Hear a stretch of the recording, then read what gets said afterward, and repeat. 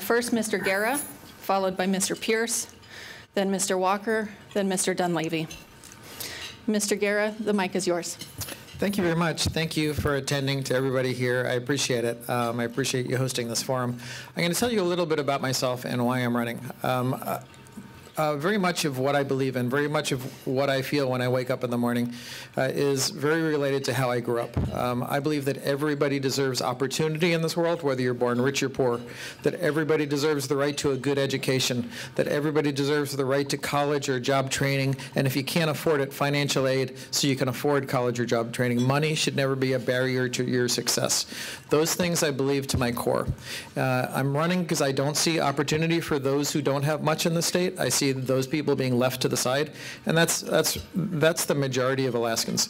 Those who don't have much, those who are born to a difficult family, not an ideal family, those who deserve an equal chance to succeed in this world. That came from how I grew up. When I was 6, my parents were immigrants. They didn't get along, and when I was 6, one day somebody came into my father's office and killed him. He had an office in Harlem. He was very well loved in that community, and so I lost my father when I was 6, and I grew up in foster care. I don't want any sympathy. I had a good life. I've had a great life. I have a great wife. I worked my way through grade school, high school, college, and law school. I got to go to school with Michelle Obama, who I never met, but I think she might have liked me if we ever met. And then after I clerked here, I worked on the Exxon Valdez state case. I did the civil prosecution of Exxon after the Valdez state case. But this is a state that 20,000 more people have left than have moved here under this governor. People don't see confidence in public education. They don't see a job outlook that is good for their kids or themselves, and they are leaving in droves. And you all know somebody who's left. You all know somebody who's thinking about leaving. I want a state where people stay. I want a state that creates opportunity for all. When we say the Pledge of Allegiance, liberty and justice for all, the all part is very important, and that's the most important part of the pledge to me. Thank you. Thank you, Mr. Gara. Next, Mr. Pierce. I want to thank the RDC for having me today and inviting me to this forum. Board of Directors, business representatives that are in the room here today. I want to thank you as well. You're a big part of Alaska and the resource development of Alaska. I'll tell you a little bit about myself. I came to Alaska in 1975, transferred up from Georgia. I was still in high school. I went to Ballot, graduated from Ballot, went to Anchorage Community College before we had a four-year college, remember that? And went to work for N-Star Natural Gas. I spent 39 years at N-Star Natural Gas. I was the Southern Division Operations Manager for 28 years. Watched the Cook Inlet kind of grow and not kind of grow. I watched Alaska grow. I watched the Mat-Su Valley grow as a business sector of N-Star. It was a big growth sector for N-Star. And then I served while working at N-Star as the Division Operations Manager. I served on the assembly, the local assembly, for 6 years. And then in 16 I retired and I ran for mayor. And I spent the last 5 years as mayor of the Kenai Peninsula Borough. I've been through 9 disaster declarations, managed 9 disaster declarations down there. I've left them with $35 million in the bank. And if you look at 24, 25, and 26, I guess I'd say I'm a guy that gets things done. I like that. I like that kind of credit that I have, or that reputation that I have, and I get things done. I work with people and through people to get things done, and that's what I would do as governor, is I'd work to develop good working relationships and encourage well-being for all. And I look forward to the discussion today. Thank you. Thank you, Mr. Pierce. Next, Mr. Walker. Well, thank you very much for having this forum, and thank you for the opportunity to express who we are. You know, I was born in the territory of Alaska. I'm a product of resource development in Alaska. If it hadn't been for the Trans-Alaska Oil Pipeline, I probably wouldn't be standing here. I remember the day that oil was discovered in '68. I remember the day that when Vice President Agnew cast the tie vote that caused us to be built. And so I've been from Valdez. It was I saw firsthand, and I'm a passionate resource development candidate, and it's one that I believe that we need to monetize all of our resources. as quickly as possible. The world's changing. I don't want to end up with warehouses of Polaroid film on the North Slope. Let's get those resources to market. Let's monetize them, and we have a plan to do that. You know, I'm running for governor because, not because I'm trying to polish up my resume at this point in my life. I'm running for governor because I am sorely worried about the state. Don and I have, in our 45 years of marriage, we have 4 children. We have 6 grandchildren, 5 of them here. I worry about no fiscal plan. I worry that we just got, you know, the largest dividend in the history of the state, and we have the largest budget in the state, but we have schools are closing, teachers are leaving, they're voting with their feet. We have school bus drivers are not showing up because there are not enough school bus drivers. You know, we are ranked the worst economy in the nation, Alaska is. We have the 49th out of 50th in the economy, 50th worst in infrastructure in the state. And we don't have a fiscal plan. We need a fiscal plan that puts Alaska back on its feet economically. We want companies to come to Alaska, but we have a terrible welcome mat with all those stats that I just read to you. We can do this. It's within our control. And we just need to have the political courage to step up and say, here's what a fiscal plan is going to be. It's not going to all be on one industry or one individual. It's going to be, I always say, everybody has to put a little something in the offering plate when it goes by. And when we do that, we'll fix this economy. But we've got to have a fiscal plan. Thank you, Mr. Walker.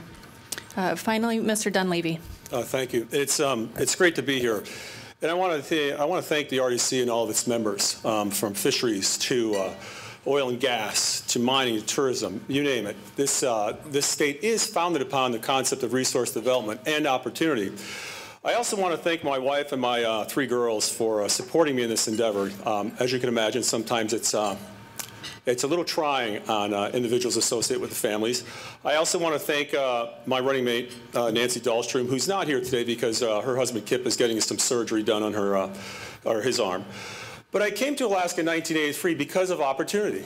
I lived in a state, Pennsylvania, that was called the Keystone State. I lived in Scranton, Pennsylvania, and as a young man, we heated our house with coal. Everyone I knew was in the coal mines, and it transformed Scranton, decades before it transformed Scranton into an incredible wealth-building community in the United States. I came to Alaska because of the opportunity. I first landed here, I went to a logging camp. People were making incredible amounts of money during that time in the early 80s. The pipeline was just ramping up. The optimism was unbelievable. I stay in Alaska because of the opportunity, but I also stay because of the people. People like John Shively, people like my father-in-law, Robert Newland, who helped start Red Dog Mine. People like you folks here that are constantly thinking of opportunities and ideas. I've got 3 daughters. I'm probably the only governor in the country who's got 3 daughters that work in the mining industry up at Red Dog Mine. And if you follow what we've done the past 4 years, it's been nothing about trying to create more and more opportunity in partnership with you. Yes, we've had a fight against the federal government, especially this latest administration, who believes that Alaska should be nothing more than a national park. But I think all of us in this room can agree that Alaska could be everything and then some. The next 10, 20, 30 years, I believe, are going to be Alaska's decades. Our potential for farming, our potential in renewables, our oil and gas, you name it, Alaska has tremendous opportunity, tremendous potential, and I'm looking forward to working with all of you to unleash that potential. Thank you. So for this next round, we'll move into some substantive questions.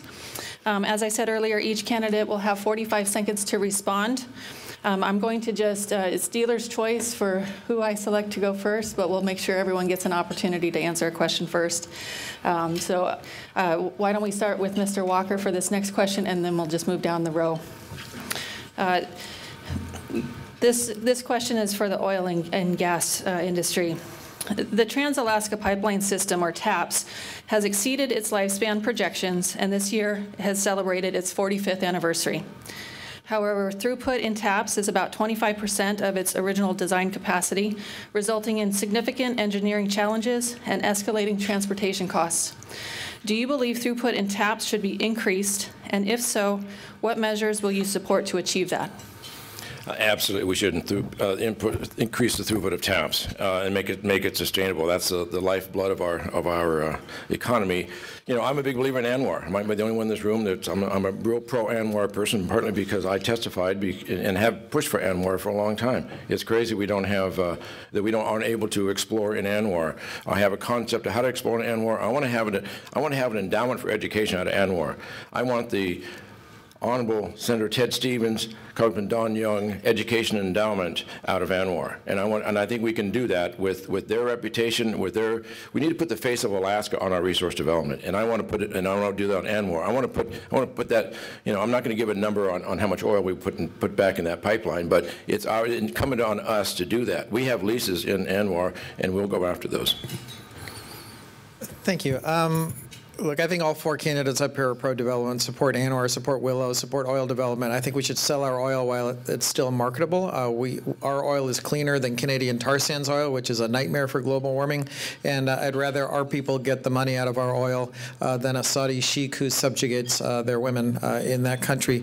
But things that we can do at the state level, we need to say Alaska is open for business. This state's biggest problem is that independent oil producers have been told Alaska is closed for business. You saw that with the Pbsa field when an independent company was told it couldn't cross Conoco's land. That is not Conoco's land, that is public land. And independent companies have come to us and said time and time again, we need facilities access. We need access across state lands, and the largest companies in the state have been allowed to block access. Unlike Governor Dunleavy, I would have issued an order allowing the developer Pbsa to cross that land at Kaparak to develop that 200,000 barrel a day field immediately. Thank you. So Pbsa is excited about being here in Alaska. Excuse me, Santos is excited about being here in Alaska, and Pbsa is going to be developed, 80,000 barrels, which will go into the pipeline over the next several years. Willow, if we can get a little help from the courts, will be another 140,000 barrels. I was just at a press conference up in Fairbanks, talking about the breakthroughs that the University of Alaska has done with our support in viscous oil. Upwards of 125,000 barrels is projected through that technology over the next 5 to 7 years. And the heavy oil, we haven't even scratched the surface, and we also are supporting the university on that. Another 125,000 barrels potentially out of heavy oil in plays that are already permitted.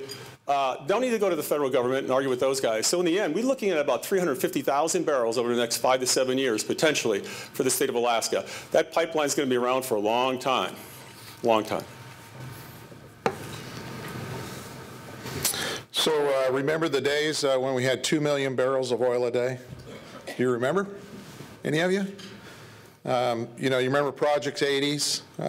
We spent a lot of money over the years in Alaska in the last 45 years, and I think that one of the problems we've had for the last 45 years that is apparent to me is that we've had a lot of uncertainty in the tax policies that and the relationships that we've had with the various producers, and that uncertainty, I believe, has directly impacted our ability to produce in Alaska. And you talk about the federal government and the lien on us. I mean, our own president shuts down a major pipeline in the lower 48. We had ANWR briefly, didn't we? Look how long we fought for ANWR. And Don Young, I know if he were standing here today, am I over? I want to talk for 10 more minutes. Can I have 10 minutes? Anyway, I'm pro-development. Let's produce Alaska. All right, thank you. For the next question, we'll start with Mr. Pierce. Alaska's timber industry is being starved out of existence due to the failure of the U.S. Forest Service to offer sufficient timber sales, the reinstatement of the roadless rule, and a recent announcement to phase out old-growth harvests in the Tongass. If elected governor, what will you do to ensure Alaska's forest industry has a sustainable future? Well, I'm excited to hear recently the news from this group, the $14 million investment in the logging in southeast Alaska. We've kind of turned our backs on that industry in Alaska, and I would support, you know, we import 90% of our lumber in this state. We should produce our own lumber in this state and have it rated here locally. And it's one of the things we don't do very well is add value to our own products, and we need to do more of that. Mr. Dunleavy. Thank you. We have 1/7 of the country's timber, and we have the smallest timber industry in the country. Rhode Island's is actually bigger. This is an issue of policy, not resource. We're going to continue to do our best to work with the federal government in order for them to see the logic in developing here in Alaska, as opposed to putting this stuff overseas. One of the things we're going to do as a state is we're going to change our lumber grading program, which the state can do through regulation. And that's going to allow local areas in the state of Alaska to produce house-grade lumber, lumber to construct buildings here in the state of Alaska. Through regulations, this is going to occur this coming year, and I think it's going to open up the doors for reduction in housing costs, but also opportunity across the board. Mr. Gara. Thank you. My approach to timber is going to be very much what my approach to mining is. We have a responsible history of mining in the state. There's every mine that we have, every major mine, I think, is being responsibly run. I draw the line at Pebble, and that's how I get to timber. The measuring stick is, does the prospect endanger our fish? Because I'm not going to trade one resource for another. And that's where Governor Dunleavy and I disagree. He's a supporter of Pebble. I think Pebble is a massive nightmare to the world's greatest remaining salmon runs. And that's how I'll approach timber too. Timber where it makes sense, yes, but not where it endangers a fishing industry that's been established in the state. We're not trading one group of jobs for another group of jobs. We can do that, right? We just have to be smart about where we do our timber, where we do our mining. We've been responsible on mining in the state. Fort Knox is a great example. Red Dog's a great example, but that's the line I draw. I don't trade fish for another resource. The timber industry is very important to Alaska. It has been since statehood. I signed a bill at Kurt Dahlstrom's sawmill in Prince of Wales Island. It's the largest sawmill in Alaska. It's also the smallest because it's the only one we have. And there was one in Delta for a period of time. So it's a matter of relationships. The Secretary of Agriculture came to Southeast and flew over and looked and went over to Prince of Wales. And Senator Murkowski took him around. We need to build a relationship with those that make decisions in Washington, D.C., and help them understand the importance of the timber industry to our economy. Yes, personal use timber is a no-brainer. Absolutely, we need to use it ourselves. But it's also an economy opportunity for. We remember the day when the Ketchikan mill was closed. It was significant impact on that economy. Thank you. We're running a little ahead of schedule, so for the next couple of questions, we'll open it up to 1-minute responses. The next one, we'll start with Mr. Dunleavy. For mining, do you support opening more mines in Alaska? And if so, what would you do to attract investment in Alaska mining? If not, where should America turn for the minerals it needs? No, absolutely. Again, this is what the state was founded upon, was opportunity. As I mentioned, I got 3 daughters that work at Red Dog Mine. I don't know what else to say, but absolutely, we need to open this state up, and we're trying to open this state up. We need a little help from the federal government. We introduced some bills last year to speed up the process, a 404 process, where we would take over primacy here in the state of Alaska, which would make that process go a little quicker, a little smoother. Nobody protects the environment better than we do in the state of Alaska. And the idea that you're going to ship stuff overseas, especially mining, and that's how somehow going to protect the environment here and over there is nonsense. I think this administration in Washington is starting to warm up to the idea that, yes, here in America, here in Alaska, we can produce minerals better than anywhere else to the benefit of our people. So absolutely, I'll continue to keep doing what I'm doing, and that is making sure that we get folks looking at Alaska and working to make sure the federal government doesn't hurt Alaska. Next, we'll go to Mr. Pierce. Federal government has hurt Alaska. I mean, you look at the many projects that we've tried to start in this state, resource development projects that have been killed through the permit process. It's the permit process that needs to be changed. And yeah, I think that the mining efforts that are currently approved and taking place today, we need to double that. We should have doubled that long ago. And we need infrastructure to support the mining industry. Again, government, the Department of Natural Resources, I heard some comments from the new commissioner there, and I would say that I'm excited to hear that there's a pro guy in the office today as a commissioner, and I think we'll see great things happen with that individual. So yeah, let's work hard on opening and changing the permitting process. Thank you. Mr. Walker? I attended a minerals conference in UAF about 3 weeks ago. It was exciting where they're talking about all the minerals that are going to be needed for precious minerals are going to need around the world, and we have the vast majority of them right here in Alaska.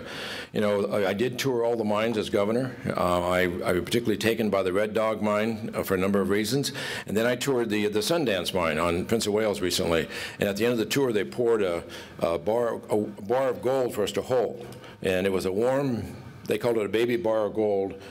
Pretty amazing. I don't know if anybody's ever done that, but it was transformational for me. They worth $50,000 and they sent it to Fairbanks to, that's how they get their product out. I want in Alaska that the energy cost is so low that we stop shipping bags of raw material out for jobs, and that we process everything we can here in the state and keep those $100,000+ jobs in Alaska. We've got to bring that cost energy. That's our responsibility, and we can do it. Thank you. Mr. Gara. Yeah, I'm going to start my answer by talking about fish and a float trip I took 2 years ago. I'm a rafter. I'm a fisherman. Like many of you, I enjoy being in the outdoors, and I floated the Woolwich River up by Red Dog Mine 2 years ago. Beautiful river, wonderful run of char, and salmon are in danger everywhere right now. But the Red Dog Mine drains eventually into the Woolwich, and the Woolwich has been saved. Red Dog has been a responsible mine. And I think most of our mines online right now are responsible mines. I think we have to do things right. The problem we're going to have in mining in this state is if you keep promoting those mines that are a threat to our fish. Pebble Mine is a threat to our fish. It would be the largest open pit mine in North America at headwaters of the greatest salmon runs in North America. That's where Governor Dunleavy and I split.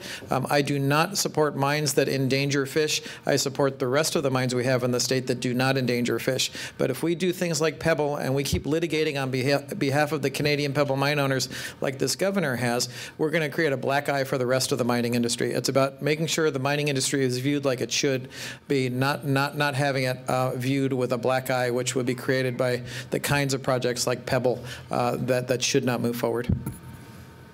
Do we get a rebuttal? If you would like to use a lifeline. Okay, I thought you said we were ahead of time and we could take a minute to rebut. A minute to answer. Oh, I'm sorry. Okay. But you're welcome to use a lifeline. No, I'll save the lifeline. I'll talk about permitting here in a little while. Okay, thank you. Mr. Gara, we'll stick with you. Given your last answer, the next question is on the subject of fisheries. Then we'll move to Mr. Dunleavy, Mr. Pierce, Mr. Walker.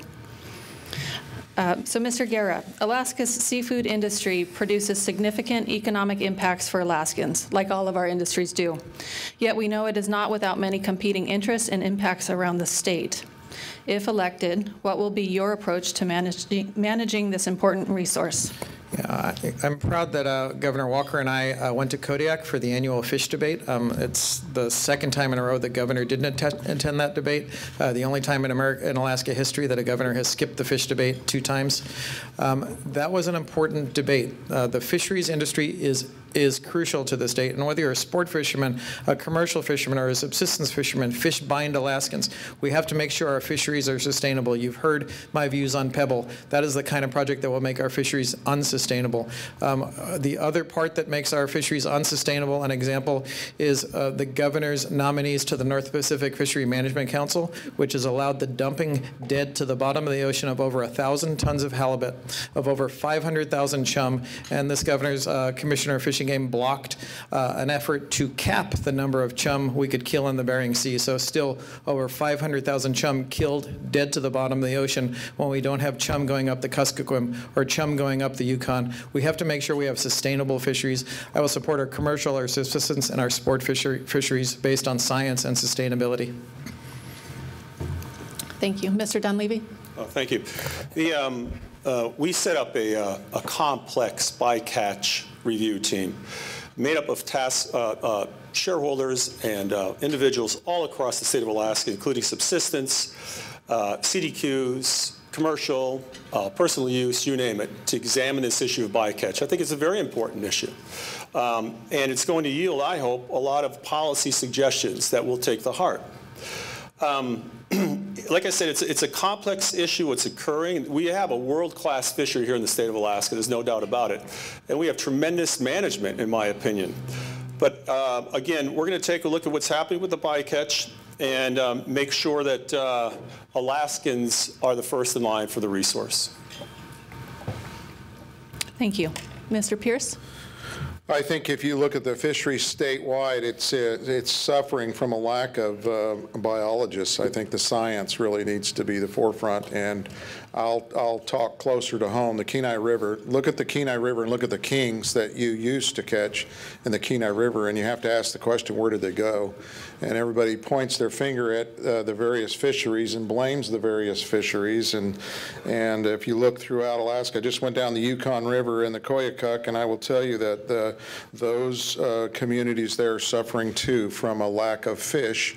I haven't fished for the last 2 years, and you have to ask the question, what is it? Where's the question? I mean, 1,500 returned kings this year in the Kenai River in the first run, and it's concerning, and yet I sit back and say, is it too late will the science really even matter at this point?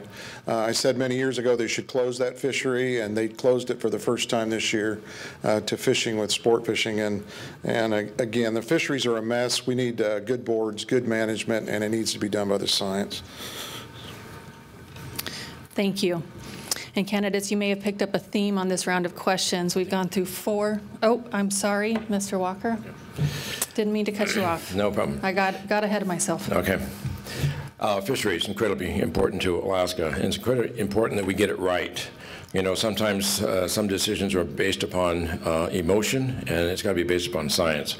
You know, I think those closest to the problem are closest to the solution. I think we need to learn from commercial fishermen that are out there they're sort of the canary in the mine of what's happening. They don't have the ultimate say, but they should have input about what they're seeing, what they're experiencing out there. You know, the North Pacific Fishery Management Council, 11 members, we have 6. We want to always make sure that 6 continues to outvote 5. Because we need to do what's best for Alaska. But we have to have a, you know, when you don't have a fiscal plan, you end up cutting things you shouldn't be cutting. And we've been cutting the science and the biologists out. I agree with Charlie Pierce on that for sure. We need to get more funding into our departments to be able to make decisions based upon science. So a task force are great. It's to expire, I think, in November. I would continue it on. Actually, I think it should be continued on for quite some time. But I want a do force. We need to do something, but we need to do it based upon science, not based upon emotion or politics. Thank you. All right, so where I was headed with this before, I'll try this again. You may have noticed a theme about this round of questioning. We've gone through 4 of our 5 core industries. Our final question for this round will be on tourism. And we'll start with you, Mr. Walker. As tourism destinations in the lower 48 continue to open and international restrictions ease, Alaska is competing with destinations from around the world to capture that next traveler. In your opinion, what role should the state play to ensure Alaska remains competitive in attracting a healthy tourism industry?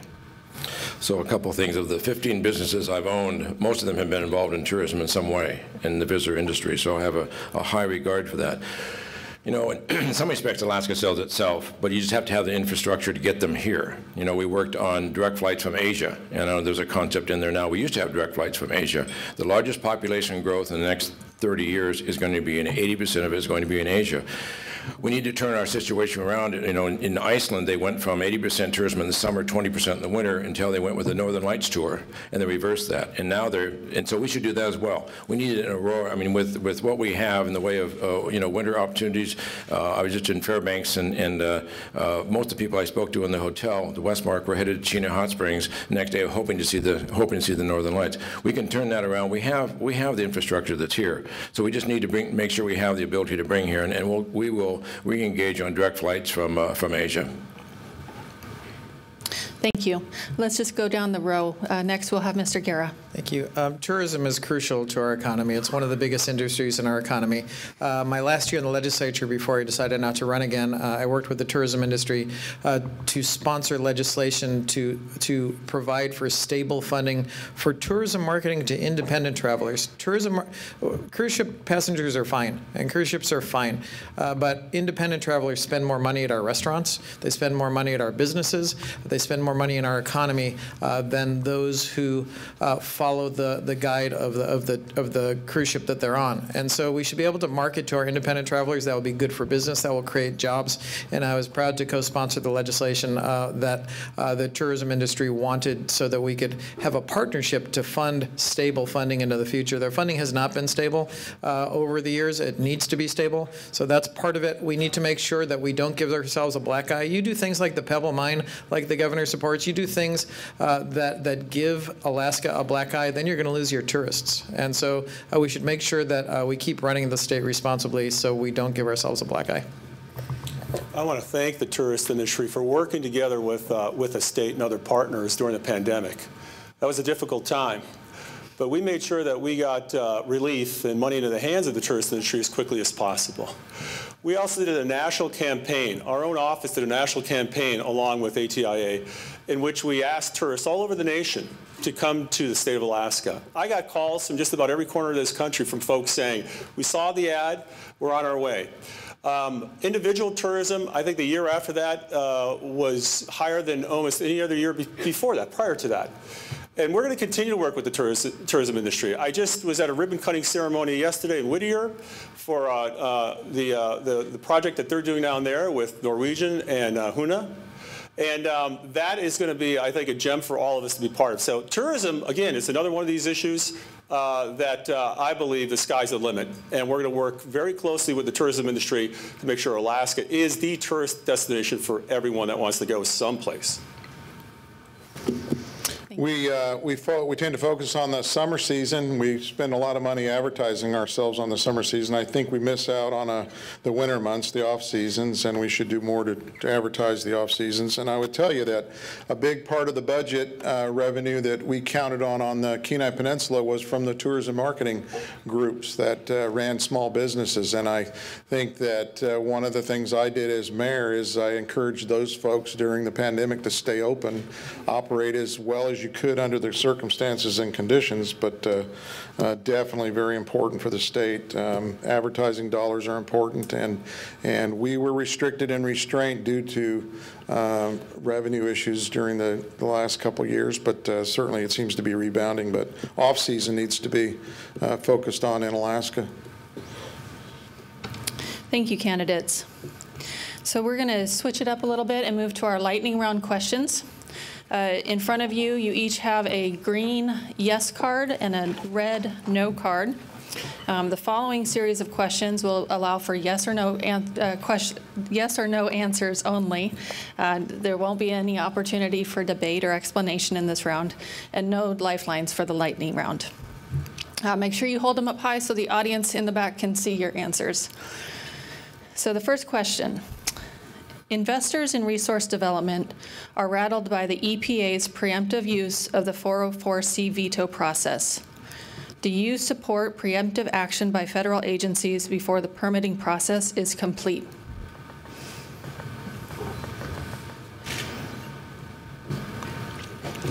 Next question. Should ADA help finance resource development projects that meet their due diligence requirements?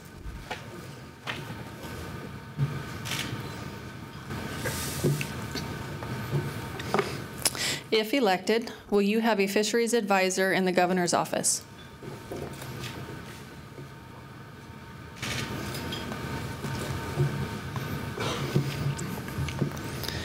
This question relates to tourism.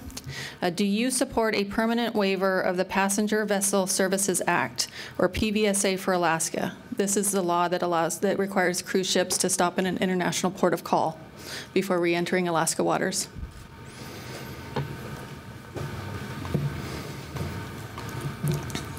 Do you believe that Alaska can and should play a key role in providing the critical strategic minerals that our country needs?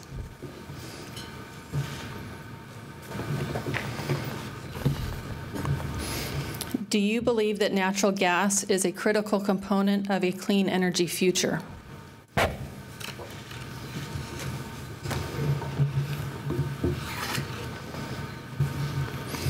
Do you believe that Alaska is a leader in ESG, which stands for Environmental, Social, and Governance Investment Initiatives? Read that again. Do you believe that Alaska is a leader in ESG? ESG stands for Environmental, Social, and Governance Investment Initiatives.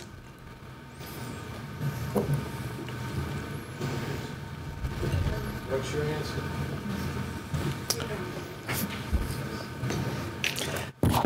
We can be.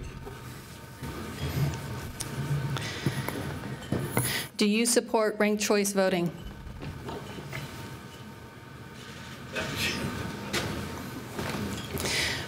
Will you be voting for a constitutional convention on November 8th?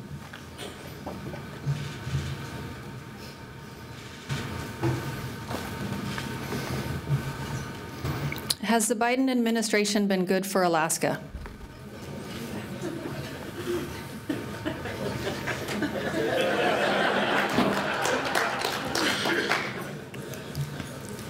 That was hard on him. Do you support the current oil and gas production tax credit system in Alaska?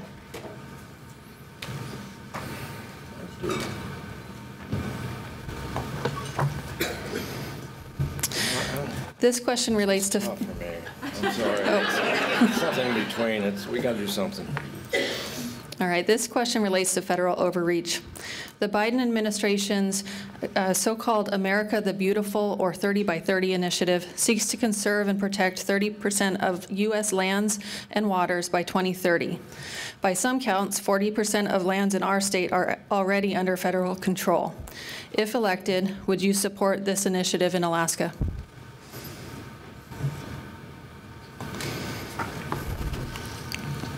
Next question. The state effectively manages air and water permits under the Federal Clean Water and Federal Clean Air Acts. Do you support efforts to take on more federal permit management so decisions are made in Alaska rather than in Washington?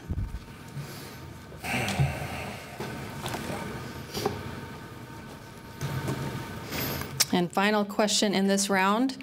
Do you support roads to resources?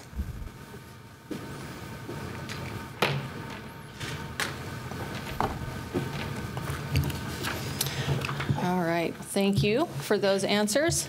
We'll move now back into some open-ended substantive questions. We'll start with 45 seconds. We have a couple more questions in this section than the last, so let's go with 45 seconds for a response. We'll start this round with Mr. Pierce and come back down the row.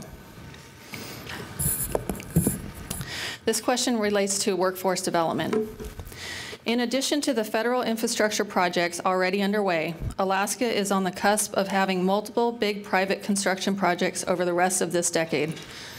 With the increased demand for labor, which also includes skilled state regulators to ensure these projects move forward, what are your plans to address Alaska's multifaceted workforce needs?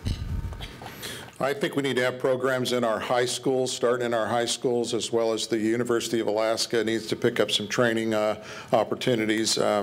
You know, one of the facilities we have on the Kenai, for example, is EMT paramedic training, and yet we can't get enough students to attend there too. And those are very, very high paying jobs and hard to fill vacancies. Again, a shortage of labor is clearly what it is, and it probably directly related to the number of people that have left the state of Alaska. But I do support programs starting in high school as well as college, and we've got AvTech on the Kenai Peninsula. It's a great program, and we need more funding for all types, those types of programs. So we've increased investments in the STEP program at the CTC College, the Fairbanks Pipeline Academy, and AvTech as well. We've supported UA research into the job fields of tomorrow. We've got to be looking at the next 20, 30, 40, 50 years as well. And we've funded expansion of the ANSEP Acceleration Academies in both rural and urban Alaska, so we continue to underwrite our efforts at workforce development. Yeah, We can do a lot better. I believe in job training. The university is the biggest voc ed provider in the state. This governor tried cutting 40% of it his first year. That's the wrong way to go. We have lost 4,000 jobs in the state because this governor has kept us a state of austerity where we cannot afford a basic construction and community project budget. It's 75% lower than it was in 2014, except for this 1 year of high oil prices due to the Russian invasion of Ukraine. But cutting the capital budget has cost us about 4,000 jobs, and that's why we have lost our electricians and our laborers, and we have a labor shortage in the state. We've sent these people out of the state by keeping them out of work for the last decade, and that's why 20,000 more people have left the state under this governor than have moved here. You need to provide stable employment on important community and construction and infrastructure projects. If we did that in a level way over these last 10 years, we would have people here, but instead they've left, and that's why we have a labor shortage. The first thing we need to do is stop the outpouring of our young people. 34% of those between the age of 16 and 26 are leaving Alaska. That's unprecedented, the number of people that are leaving Alaska. So we need to stop that outpouring. We do that with opportunities. You know, I'm a big supporter of career and technical education. CTE is available to a number of locations in the state. It is very successful, and so I think we need to have more career and technical opportunities. I'm a big believer in growing our own, training our own, and hiring our own. And so that's what we need to do in this state. And you need to start, actually I think you start in the junior high level to start the concept of, and I like the idea of what the industry does as far as getting them out to see the mines. You have a resource development, program for young people to understand about the resource opportunity. We need to get them excited about it at an earlier age. Thank you. For the next question, we'll start with Mr. Dunleavy, then go to Mr. Pierce, Mr. Walker, Mr. Gara. This is in relation to the state budget. Many of our co-hosting organizations for today's event prioritize a long-term, stable fiscal policy and a meaningful spending cap for the state budget. If elected, what will be your approach to addressing these priorities? It's a great question. Ever since I was a senator, and then when I became governor, we've introduced the spending cap, the constitutional spending cap. Because the statutory concept, it just doesn't work. Many legislators will tell you the same thing. Now, we have a constitutional amendment on the books now, but others will also tell you that just simply doesn't work. The cap was too high. There's a number of accelerators in there. So we'll continue to work with the legislature in an effort to get a spending cap, because we do believe, like household budgets, you have to have sideboards on your spending. Mr. Pierce. I, too, believe that it's about relationships with the legislature. We do need a spending cap, and we need to prioritize what we're spending our money on. I think one of the things I did as a mayor is I identified the things that statutorily we were required to do as a borough and services we were required to provide and fund, and I would do the same thing as in the state. I think that exercise is happened a time in this administration, and it wasn't received so well by many of the legislators, but there's things we're doing in the state that we don't need to be doing, and I think that, again, it's back to what do you want in the way of services, and who's going to pay for it, how's it going to be paid. You can't spend what you don't have, and a big part of my time as mayor was spent on fixing the budget. I did that. Thank you. Mr. Walker? When I came into office soon afterwards, oil plummeted to $26 a barrel, and we woke up with a $4.3 billion hole in our budget. We took action immediately. We put together legislation, Senate Bill 26. There was the percent of market value that they'd looked at for a long, long time, and we got that passed. When we passed that, that took our dependence on the price of oil from 90% down to 30%. So we're going in the right direction. So we brought our deficit from about $4 billion down to about $1 billion. So 3/4 of it was resolved in part because of that legislation. That was not without some hard work, hard negotiating, tough meetings with every legislator to help them understand the long-term game, the next generation, not the next election. So I come back into office, we will finish that job on having a fiscal plan.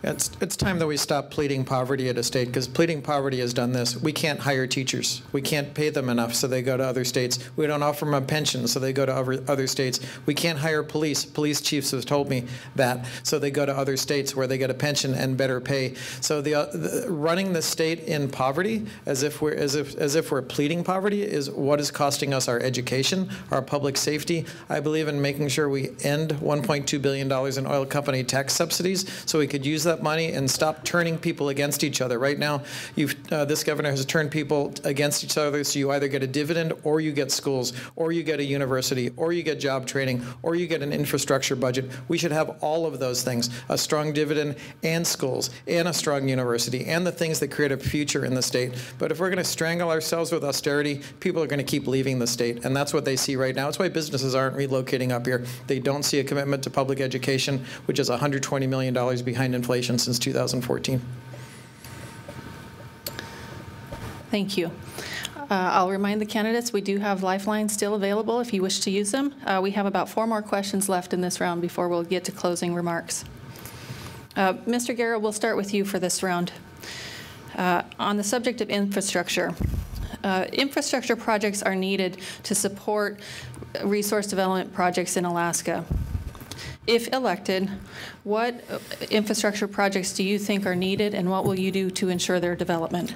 First of all, I'm going to leverage every single penny of federal infrastructure money that is available to the state. We need to have the best grant writers in the country, and we need to work with our communities and our nonprofits and our tribal entities to make sure that that money for broadband and infrastructure comes to Alaska. This state deserves that. It's the newest state in the country, us in Hawaii, and we need to catch up on infrastructure. But we have lagged on infrastructure because look, this governor has kept us until this year of high oil money at a capital and construction and infrastructure budget that is 1/4 of what it was in 2014. That's because we don't have any revenue in the state. And without revenue in the state, except for this 1 year of Russia's invasion of Ukraine, and that's not a fiscal plan, without revenue in the state, you can't have an infrastructure budget. When you don't have an infrastructure budget, people leave the state, and we've seen this. Workers have been leaving the state for years, and it's time to stop the brain drain and to bring jobs back to the state.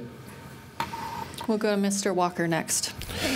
The bipartisan infrastructure bill is transformational for Alaska, nothing short of that. I liken it to the Alcan Highway. I liken it to the Trans-Alaska Oil Pipeline. That's an opportunity that's a one-time opportunity.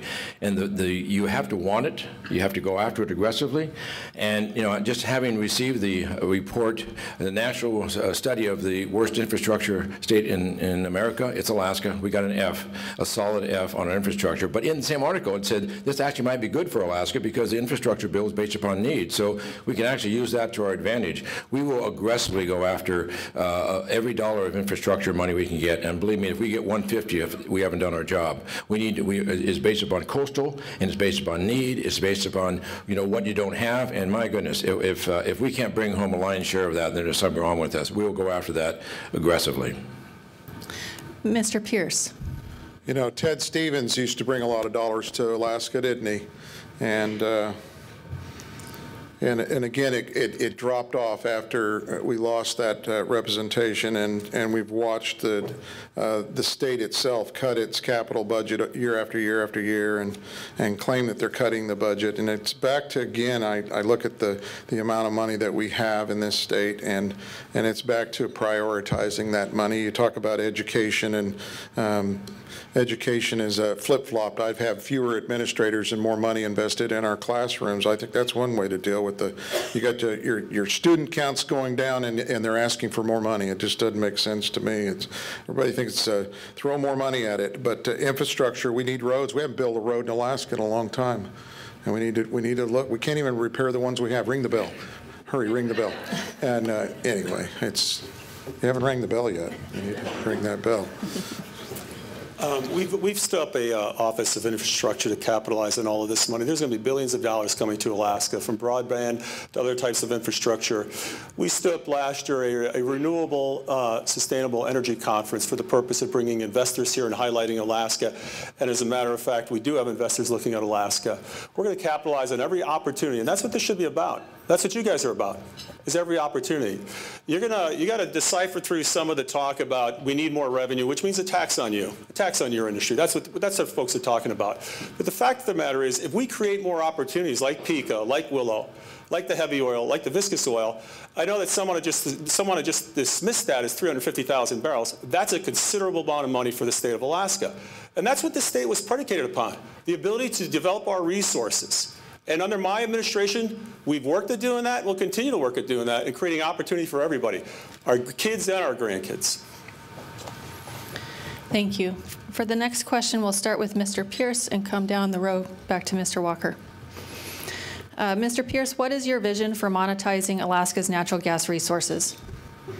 Well, it needs to be incentivized, right? There's just, if you look at Cook Inlet, for example, and you look at the decline in the production in Cook Inlet, they've actually talked about importing natural gas into Alaska.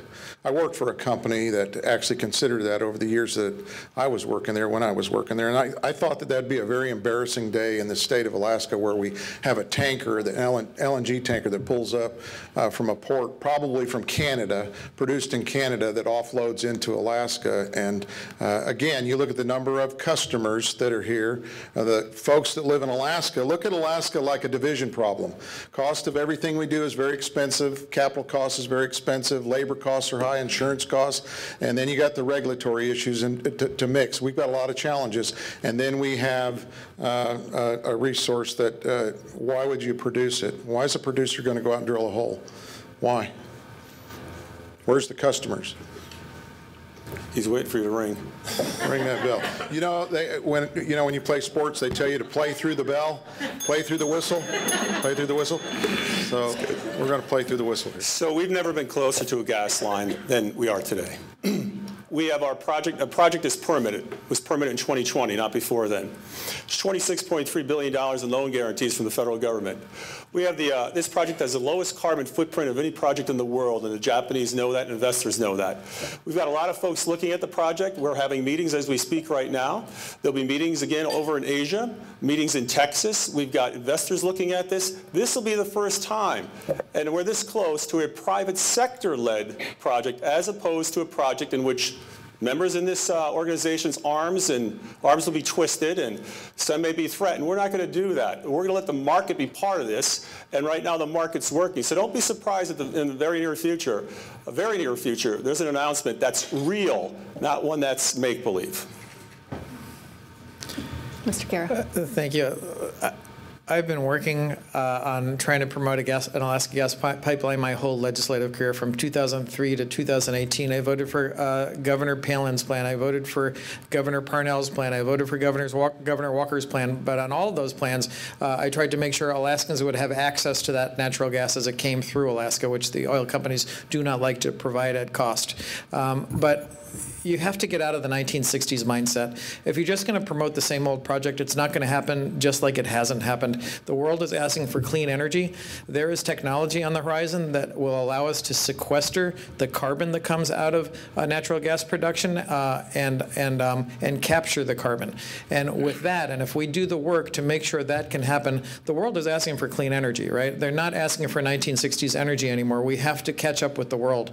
And with that kind of project, I think we can monetize our gas. If we're going to stay in the 1960s, you're never going to monetize your gas. You're going to keep having meetings where you're talking about natural gas projects, which we've had ever since any of you can remember. It's time to stop the meetings and do what the world is asking for. Thank you. Mr. Walker. When I was governor, we went to the market. The market's the most critical part of a project. Exxon told me once in their office, the most critical part, they've actually entered into contracts before they found the gas. We find the gas every day, put it back in the ground. The response to our approach on the gas line with the market, it largely is a result of President Trump's help. We ended up, when I left office, there were 15 non-binding MOUs from KOGAS, Tokyo Gas and Electric, the largest buyers of LNG in the world, all came and signed up and said, we want a piece of this project. After I left, those were allowed to expire. I received calls from Mr. Hiroshi, the president of Tokyo Gas, about a month when I was out of office, said, what happened? Our calls aren't returned. What's going on? What happened? So we had an election. I know we had an election, but what happened? Why are our calls not being returned? So very frustrating to know how close we were. To say we're closer today than ever is absolutely not a true statement. Thank you. Oh, Mr. Dunleavy, you have 30 seconds. Yeah. The project that was described was an illusion. There was nothing real. I have some of the very same people working at AGDC right now for a real project that is private sector led. And by the way, it's not going to be financed by the Chinese. It's going to be financed by private sector individuals across this country and in Europe. So the bottom line is this: if you want to believe that there was a project, ask yourself why it didn't happen. And the reality is there was no project. It was an illusion. Mr. Walker. Well, it was a real project, and the largest companies in the world signed up with interest. And so, why is it that the president of of Exxon, Darlene Gates, came to me and told me after I was out of office, she said, "I don't understand the new governor." After about the third meeting, he said to her, Darlene Gates, the president of Alaska, ExxonMobil Alaska, "What don't you understand? I don't like this project. I don't want it to happen." She said, "What am I supposed to do with that? How do I tell, Darren Woods, the president of our company, that that's what I was told by the governor?" All right, we've got a lot of lifelines. Mr. Gara, you have 30 seconds. Thank you. You haven't heard a word about the gas pipeline from this governor for his first 3 years. Only during this election year have you started to hear interest again in a gas line. I mean, come on. You can't just do things during an election year. And so I'm not a big fan of cutting a deal with the Chinese, but if we can make a gas line work, we should. It's going to require that it be a modern gas pipeline that is green, that captures carbon, that sequesters carbon, because nobody is looking for dirty energy and nobody is looking for global warming energy at this point. You guys know what's happening. All right, thank you. We have 2 more questions for this round before closing. We'll start with Mr. Gara and work down to Mr. Dunleavy, Mr. Pearson, and with Mr. Walker. On the subject of elections and initiative reform, our system of democracy allows for both representative and direct democracy, but it is not without limits. Recent court actions have changed the language of initiative petitions after signatures have been gathered, but before going to the voters for approval. Do you believe that courts should be able to rewrite ballot measures in the middle of the democratic process? I think you're probably talking about an example that I'm not aware of. The initiative process is crucial. When government doesn't act, when your governor doesn't act, when the legislators don't act, the public is allowed to put forward a piece of legislation and vote on it. And that's their way of saying we get to take democracy away from government, and I believe in the initiative process. I'm proud to have Jessica Cook as my lieutenant governor's candidate. I think she'll run the Division of Elections or supervise it as lieutenant governor in a wonderful way, and I'm proud to be running with her. But I believe in the initiative process.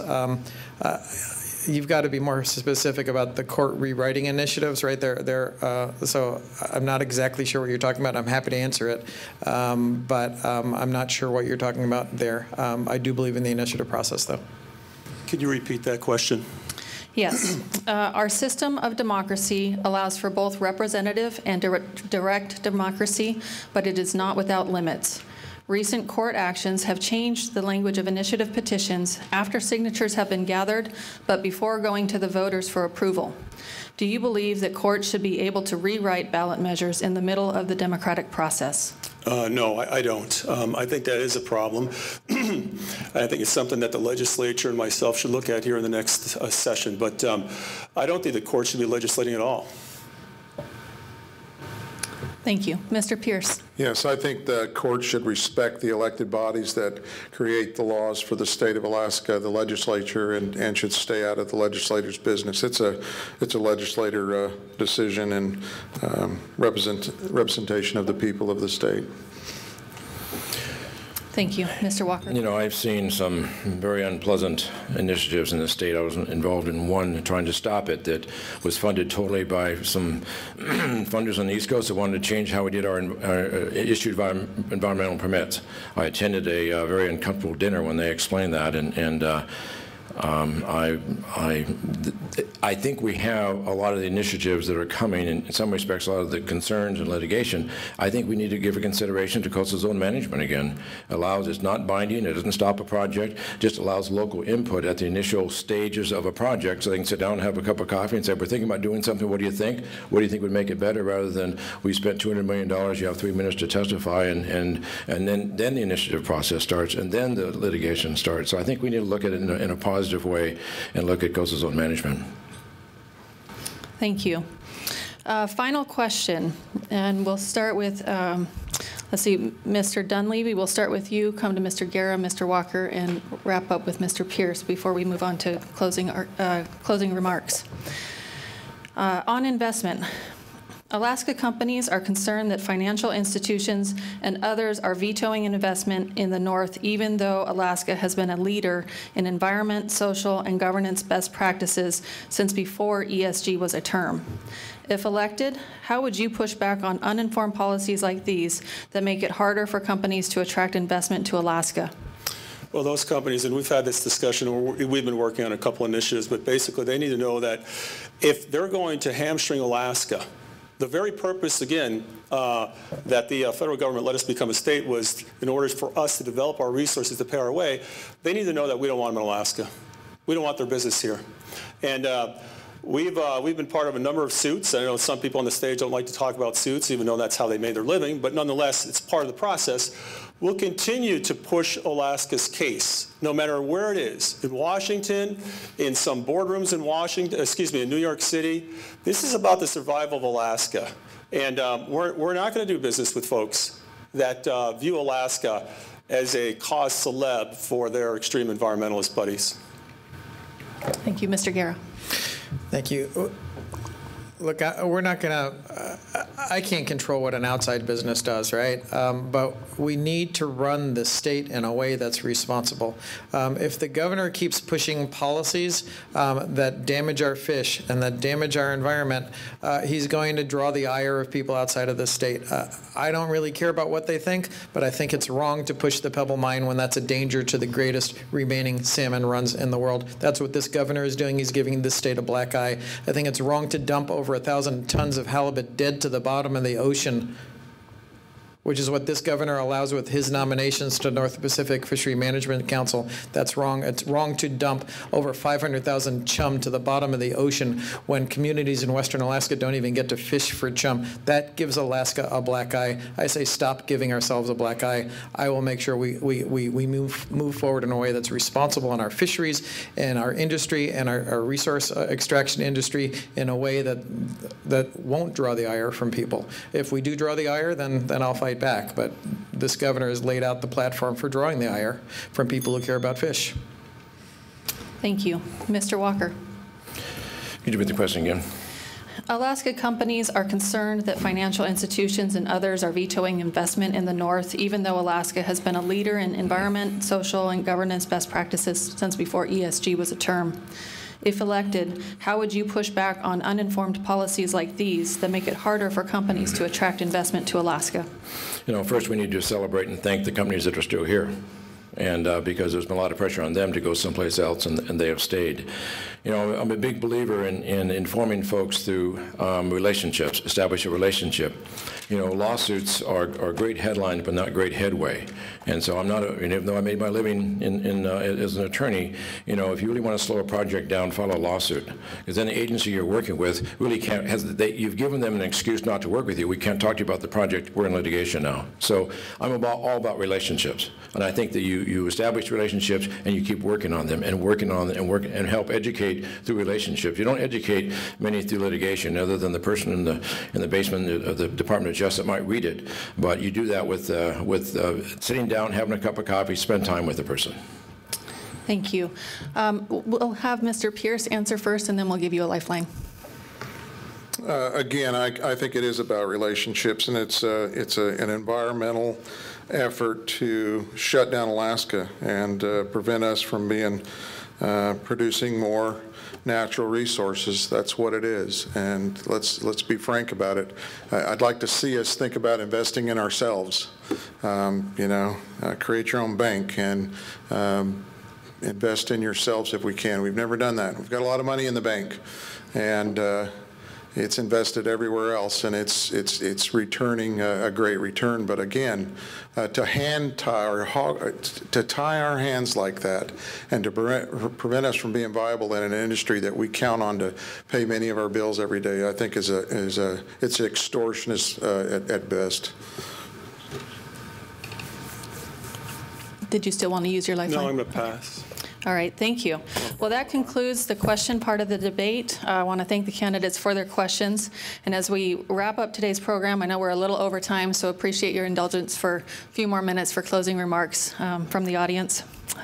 I also would like to thank today's co-hosts once again for putting this together, and again thank the audience for joining us today. And I hope that it has made you a more informed voter as you prepare for the November 8th election. And finally, to the candidates, thank you for participating today and for your answers, and also for your willingness to serve in public office. I know all of you up on stage have served in public office before or currently, and we just really appreciate that you're willing to do that sacrifice. So as we conclude, we will move into closing statements. Again, random drawing prior to the event this morning. We'll start with Mr. Walker, then Mr. Dunleavy, Mr. Gara, and wrap up with Mr. Pierce. And 2 minutes, sorry. 2 minutes? 2 minutes. Well, thank you for this opportunity to address you today.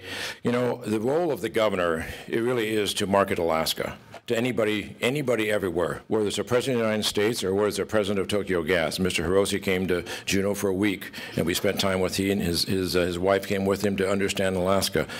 So when I did not agree with President Obama on much of anything, I rode with him on Air Force One. When he got to Alaska, he stated, I'm going to support offshore drilling. Because we do it better in Alaska, and we might as well use our own resources before somebody else. Unlike the current governor, that when President Biden comes up a couple months ago, sat on the tarmac for 8 hours, 4 hours on the way to Japan, 4 hours on the way back. No one went to see him. You know, I spent more time with Secretary Jewell than I ever wanted to. 15 really unpleasant meetings, but we got Willow permitted to that point by doing that. We established a relationship. You know, we got Pickup permitted as well. So it's a matter of building relationships and be willing to go and talk to somebody rather than about somebody. You know, on national news every other day talking about how terrible, you know, the president is one way of doing it. I don't think he watches that station, and I don't think he's going to make any decisions based on it. You have to build a relationship. The last day I was at the Secretary Jewell was in office, she called me cell phone to cell phone and said, I want to list all the things we didn't do to Alaska that we were asked to do on the way out the door. And so you've got to build those relationships. You've got to be willing to show up. You've got to show up at debates. You've got to show up at the legislative session, stay the entire time. You've got to be a participant in the process and in the solution. So I am all about a fiscal plan. You know, we have schools now that the children are now testifying in hearings at the school board asking for programs to be kept in their schools. What is happening? What is happening in the state? We have, you know, Norway invests significantly in their oil and gas industry. They bet on the home team. Maybe it's time we take a look at how do we bet on our own home team, not necessarily finance our own state projects, but it help be what others are not willing to do. Let's bet on the home team once in a while with some of our investments and whatnot. We don't invest much in Alaska right now. I think we need to take a look at that carefully, make sure it's not done politically. It's gone through a process that's very, very careful. But boy, we have so much resources to develop in Alaska. Thank you. So thank you. I want to thank all of you for being here today. You're in the business of making money. You're in the business of creating opportunity, creating wealth, and in some cases, creating wealth, revenue for the state of Alaska. And I want to thank you. I want to thank you for hiring folks. And I want to thank you for taking a risk on Alaska. Our motto is North to the Future. It's probably the greatest motto of any state in the country because it really says something. That we're always looking forward for that opportunity. And as long as I'm governor, we're going to capitalize on those opportunities. We are closer now than we ever have been to a gas line. But I'm not going to start a parade until we have things signed first. We are in better shape today fiscally than we were when I came into office. I inherited a $1.6 billion deficit. Our bond rating is better. We've put billions of dollars into savings. During the pandemic, And I don't talk about the pandemic that much, but during the pandemic, we all worked together. As we stand here today, Alaska has the second lowest death numbers of any state in the country and the highest survivability rate. That was because we worked with you and other Alaskans. We worked with you as an industry, the fishing industry, the mining industry, the oil industry. And we will fight against those that want to put Alaska out of business. We will fight against the Biden administration, or any administration for that matter. We will fight against Wall Street that wants to shut us down. We're in this at times, it seems like we're in this on our own, and in some ways we are. But we're in better shape today than we were 4 years ago, and we'll be in even better shape 4 years from now when I'm your governor. Thank you. I should have clarified earlier, but for closing remarks, there is no lifeline or no debate for this period of time, also in the interest of time since we're running over. Next, we'll go to Mr. Gara. I'm thankful that you've created opportunity, your businesses. But as governor, and this is where I think Governor Dunleavy doesn't get it, our job is to create opportunity also as governor. But in this state, opportunity has been disappearing. If you go to any school district in the state, they'll tell you they cannot hire teachers and they cannot keep teachers. If you go to any police department in the state, the police chief will say he spends $1,000 or $10,000 to train police officers who leave in 2 years. You cannot strangle local governments and you cannot strangle our schools, but we're talking about closing schools in Anchorage. They can't hire a special ed teacher in Nome. They can't hire teachers for open positions in Kodiak because given that this state is $120 million behind inflation on education funding just in the last 8 years, they don't have the money to hire teachers. And so we get teachers for 2 years and they leave. That is not creating opportunity. That is damaging opportunity. Before your workers get to your businesses, they go to school. Right? They go to job training and they go to the university, but this governor tried a $250 million cut to public education and he's neglected our schools. He's tried a 40% cut to our university. A majority of the graduates of the University of Alaska stay in the state, and he tried to an almost 50% cut to the university. He has decimated our construction budget, right? Our construction budget should be up at the historic average, about $500 million a year. It's down, except for this year of Russia's invasion of Ukraine, to $100 million a year. It's down 75%, and you have lost electrical workers and construction workers and jobs, and those people have no money, so they don't go to your businesses anymore, and we lose coffee shops and we lose restaurants. We deserve a better economy. Children deserve a better education than this governor has given them. People deserve opportunity, equal opportunity. Like, I believe in the Pledge of Allegiance, which says liberty and justice for all, and right now this is a state of liberty and justice for a select few. We need to do better, and that starts with our schools, and it continues with job creation, and this governor has not done that. Finally, Mr. Pierce. So I'm going to take the liberty to tell you that I love the color red. And I think about the probability of outcomes, and I look at this election across the board, and I look at a number of elections in this state that we're faced with. And we have some choices to make. This room, you're going to go out and vote, and you vote your conscience. That's one of the things we get to do in America. We get the freedom and liberty to vote. And this year in Alaska, we have a program that's called ranked choice voting. And in that ranked choice voting, if Don Young were standing on this stage today, what would he tell you about his replacement?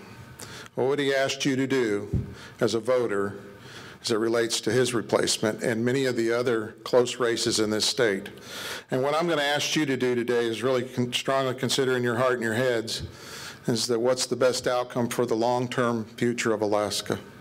I've been waiting a long time for results in this state, and I'm still waiting. And that's one of the reasons I'm standing before you, and I ran, because I am a result-producing oriented kind of guy. If I say it, I try to do it. And what I'm going to encourage you to do is rank the red today. When you go into that voter box in November, rank the red. And it's a vote, and it's a surety for the future of Alaska. And I'll leave you with that. Good luck to all the candidates, and good luck to you. Well, thank you, candidates, and that concludes our program today. If you will all join me in giving a round of applause to our guests today.